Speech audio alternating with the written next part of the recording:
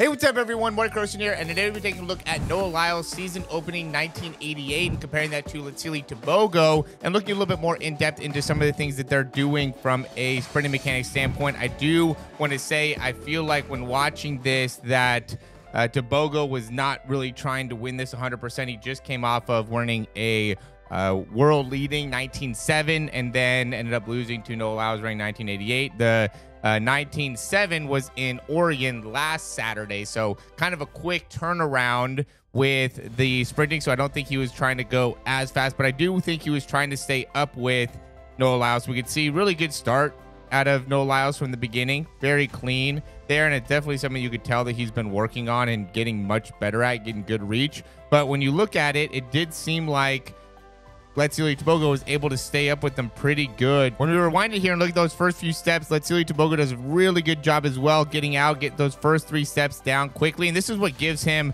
the most potential. And I think this is why he's going to have a much better end of the season because, I mean, he's 22 and there's just a lot of things within his mechanics that are looking really, really clean right now.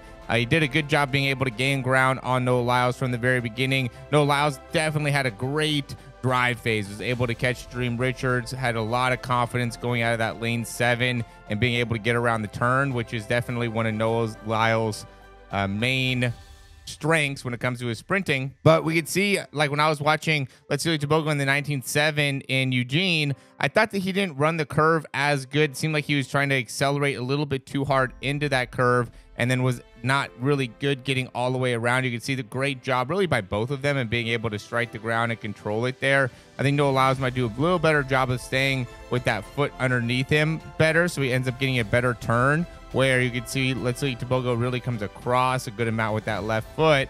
And we saw that also in Eugene. I think that ends up impacting how well he can continue to gain speed there, where Noah Lyles keeping that foot a little bit more underneath makes it so he can continue to control and gain speed. Look at it from this view. You can see he's pushing, he wants to stay right with him. And then you could even see like in his face, now that he kind of knows where he's at, he just kind of is like, all right, I'm gonna kind of coast the rest of it here, kind of relax and just stay up with Noah Lyles. And this is my opinion. I don't know for sure. I'm not in Letsile Tebogo's head. He could be really pushing here. He could be really trying. To me, it looks like he's just kind of staying stride for stride with them. We all know this is a very mental game. And while I'm sure he wants to win, and he wasn't just going to let him win, if Noah Lyles started kind of slowing down or not able to keep as much pace, I don't think that Letsile Tebogo was going to slow down. But I also think that he, in his mind, is kind of trying to play that game of let's make sure that I can press and make sure that he knows I'm there,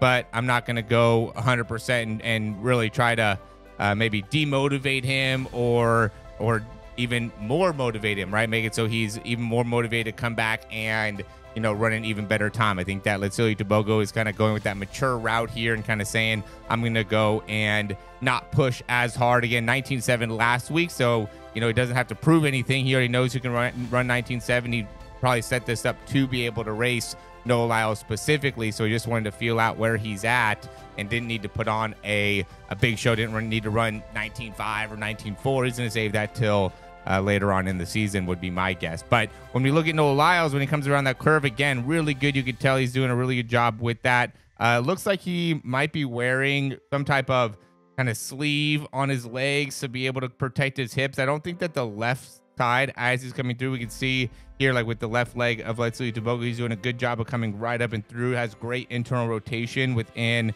that left hip here as he's driving through, where we can see with Noah Lyles, he's a little bit wider right there. So as he's coming through, he doesn't have that same range right there, and that's going to end up impacting him if that ends up being a problem. He's really wide with that left side. Typically, he's much tighter there, and it looks like he's a little bit wider even with his arms. You can tell he's a little bit bulkier. He's been doing much more upper body stuff in comparison to lower body. We all know that he's been having injury.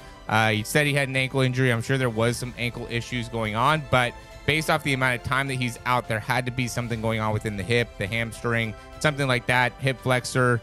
And when looking at it here, you could see that left side is definitely not coming through like it normally does. And so he's probably still working to be able to get it all healed up there to be able to perform with the highest. 19.8 is obviously not bad, but it's not that typical, you know, elite 19.3, for instance, Noah Lyles that we are probably going to see in a few months. But that's going to all be depending on how he's feeling within the leg. To me, even going into this, seeing some of the warm-up videos from Noah Lyles, it still looked like he was kind of stressing there, like it wasn't feeling great. And that's kind of to be expected, especially at this point. I mean, I'm sure Tebogo's in that same spot. I'm sure there's a lot of these athletes that are not necessarily feeling great. There's been a good amount of races here going in the Diamond League, Grand Slam track, and so they've been running a lot. There's might be some things that are not, especially again with Letsile Tebogo, a lot of traveling from this week after competing last week, but obviously good enough to be able to race and compete and still run very, very elite times.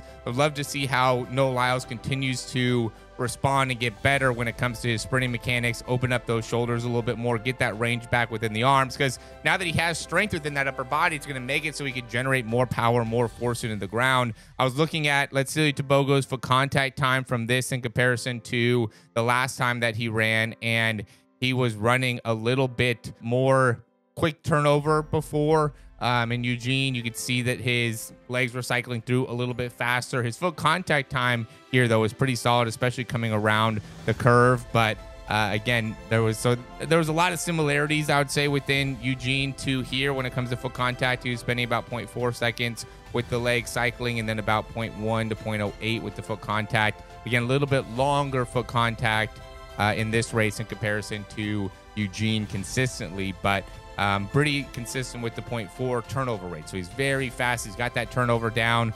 With Noah Lyles, I didn't get too much into the numbers here, but you're just looking at the technique and the form. Again, a little bit wider with the knees. Can tell those hips are a little bit stiff. Can tell those arms are not getting as much extension. He's been working that upper body. So a lot of interesting things. I'm excited to be able to see how this all continues. This is a great rivalry. So, you know, there's going to probably be even more 200-meter runners that are going to continue to do great. Kenny Bednarik is another great one. And then when you get in the 100, I'm excited to see Akini Simbine. And really a lot of these top sprinters. I mean, there's so many guys that we're going to be able to see here in the next few months start to compete. We're really getting into the heart of the track and field season, all getting ready for the end of September. As always, if you like the information, click that thumbs up down below. Subscribe to the channel. If you have any questions, comments, or recommendations, leave those down below, and we'll talk to you soon.